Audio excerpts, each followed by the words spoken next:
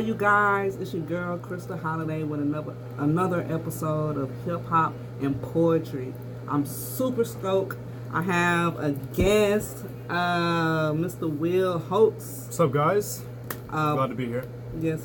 He's the host of Full Court Podcast. You can find it on Apple Podcast, Spotify, Google Podcast, pretty much anything you can listen to a podcast to.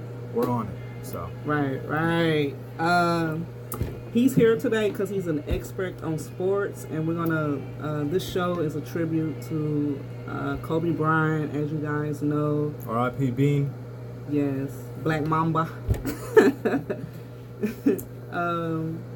As you guys know, he passed away over this weekend due to a helicopter crash.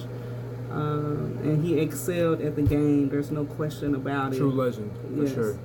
His legacy is undisputed and undeniable. Yep. Right? But we know that he retired. When did he retire? He retired 2016, April of 2016. Mm-hmm. And the reason why I want to personally give some this video is because he's a writer as well. Yeah. And he's a true artist, publisher. for sure. Yeah.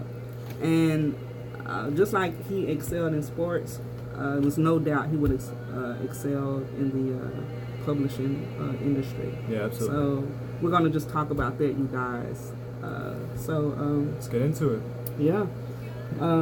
Why do you feel that he chose to write his famous Dear Basketball love letter instead of retiring any other way? Like, for an example, he could have did a press conference, right? And etc. But he chose to write a letter. Why do you think that? Well, similarly to what he wrote, his basketball legacy was like a poem. He had an elegant way of playing. Everything he did was pretty. Even when he shot the ball and he missed, it was pretty.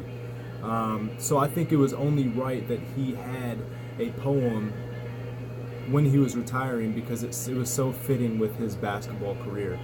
And I really think that the poem that he wrote, Dear Basketball, kind of vaulted him into his second career, which was an artist, making a short film, adapting Dear Basketball into an animated short film, which he later won an Oscar for.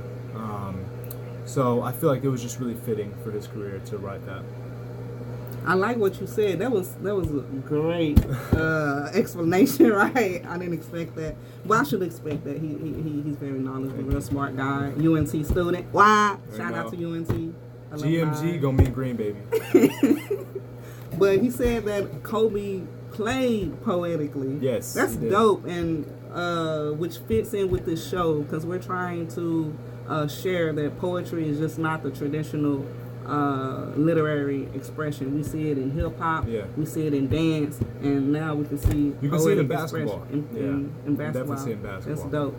So you guys, thank you for checking us out, and we'll see you next time. Hey, subscribe, like, leave a comment. And you guys, I have his links at the bottom. Yeah, absolutely. So you can go straight to hit those links, subscribe maybe. Even if you don't subscribe, just give it a listen and give us your feedback too. Cool guy. And now, Dear Basketball, written by the late Kobe Bryant, recited by Will Holts.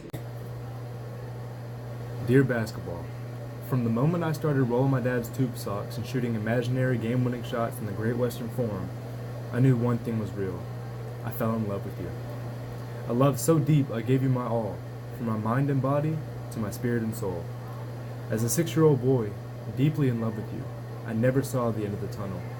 I only saw myself running out of one.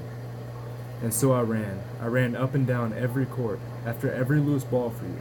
You asked for my hustle, I gave you my heart, because it came with so much more. I played through the sweat and hurt, not because challenge called me, but because you called me. I did everything for you, because that's what you do when someone makes you feel as alive as you've made me feel. You gave a 6-year-old boy his Laker dream, and I'll always love you for it. But I can't love you obsessively for much longer. My heart can take the pounding, my mind can handle the grind, but my body knows it's time to say goodbye. And that's okay. I'm ready to let you go. I want you to know now, so we can both savor every moment we have left together. The good and the bad. We have given each other all that we have.